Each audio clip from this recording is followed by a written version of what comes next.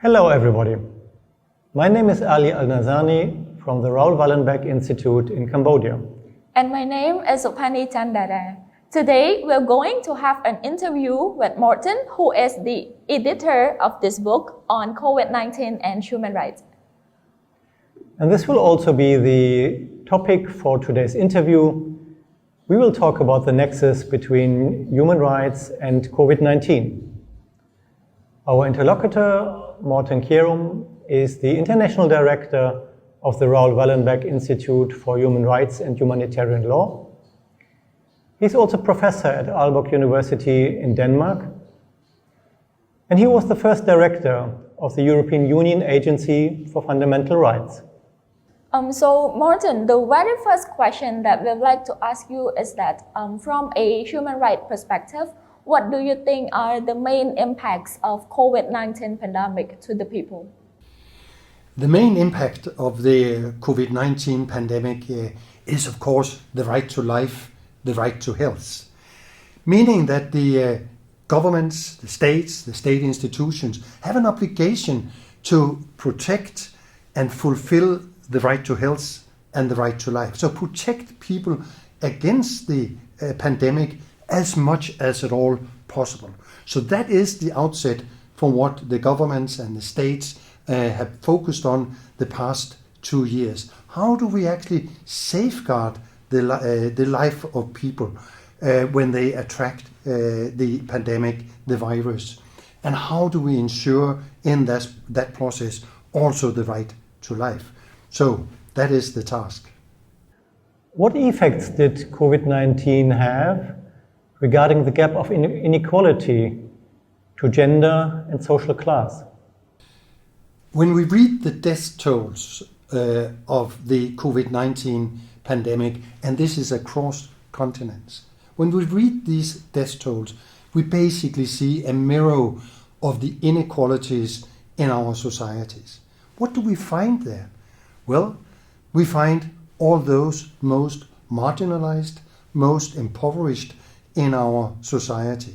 So of course, those who are economically worst off are figuring high on the death tolls. We see ethnic, linguistic minorities, migrant workers, say at all continents, we see the migrant workers actually being a very dominant figure in the death tolls as well. Of course, we also see gender inequality, not so much maybe in the death tolls, but there we have seen a soaring in the number of women being confronted with violence. So a lot of reports to the local police.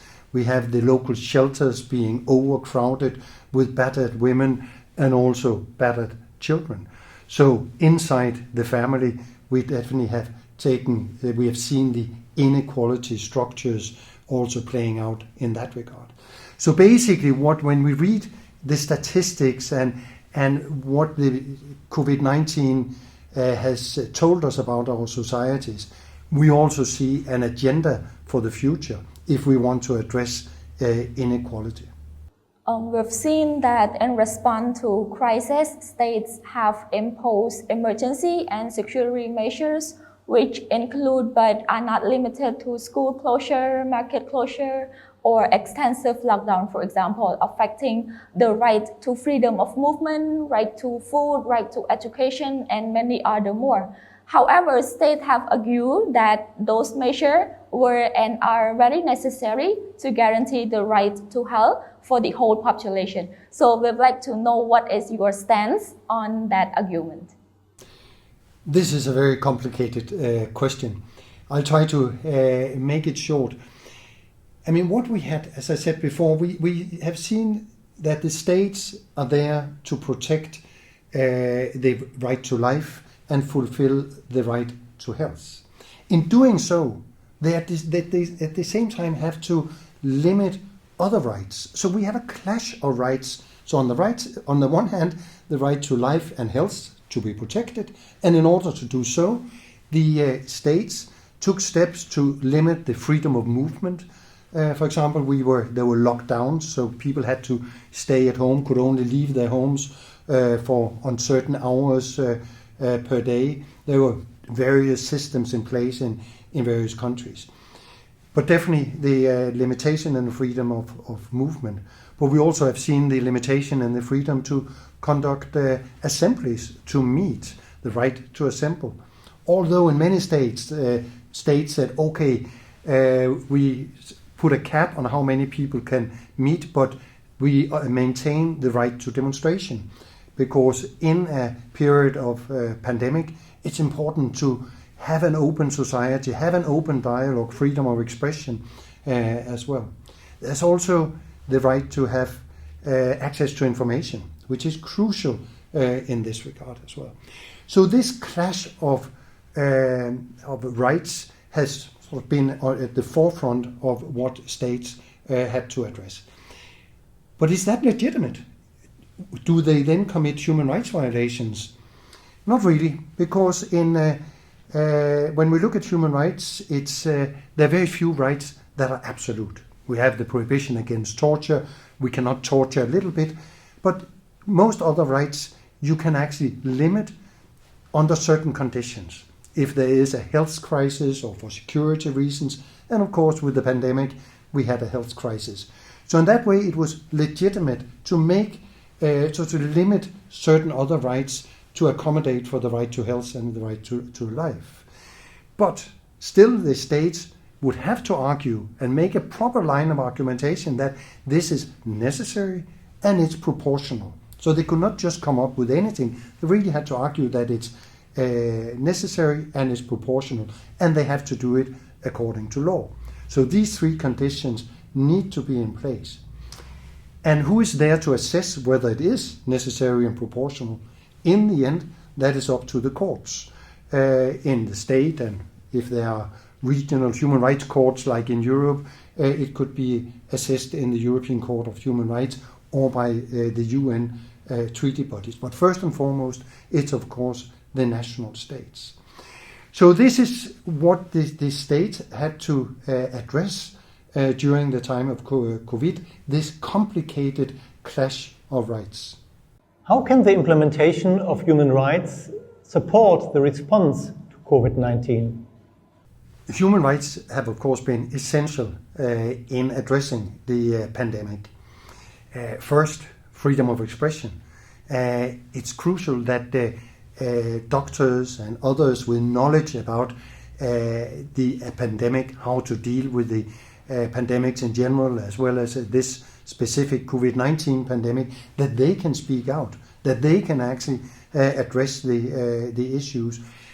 Linked to that, we also have freedom of the media, that the media can write about the challenges that sort of follow in the slipstream of the pandemic, and there can be, let's say, a general discussion about how we move forward as a society in a time of pandemic.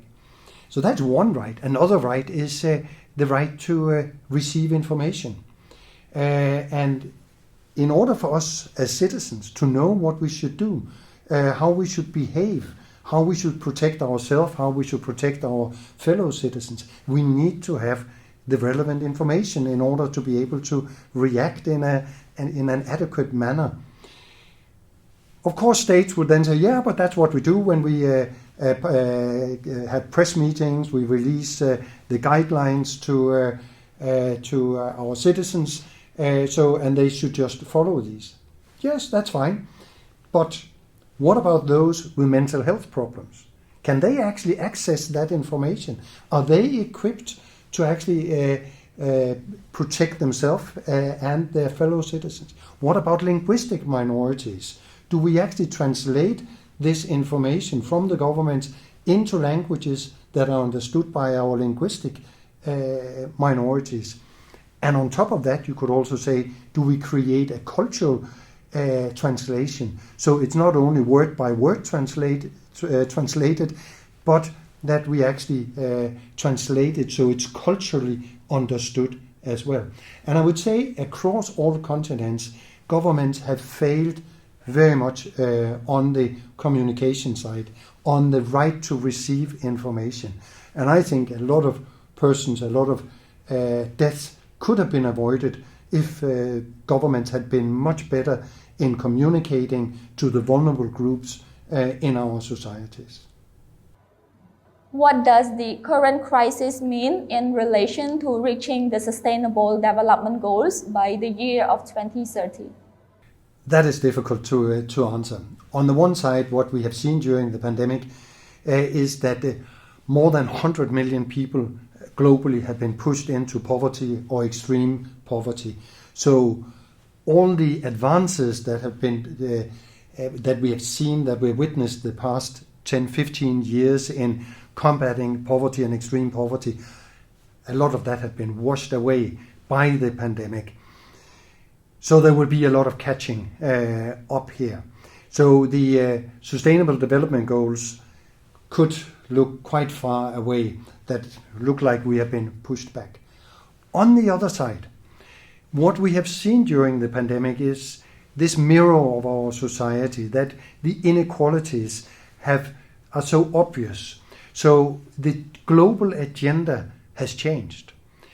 At the UN, at regional bodies, in the support packages that governments have adopted the past 2 years, we have seen a focus on poverty, on extreme poverty, and it has become visible in a way that it's difficult to ignore.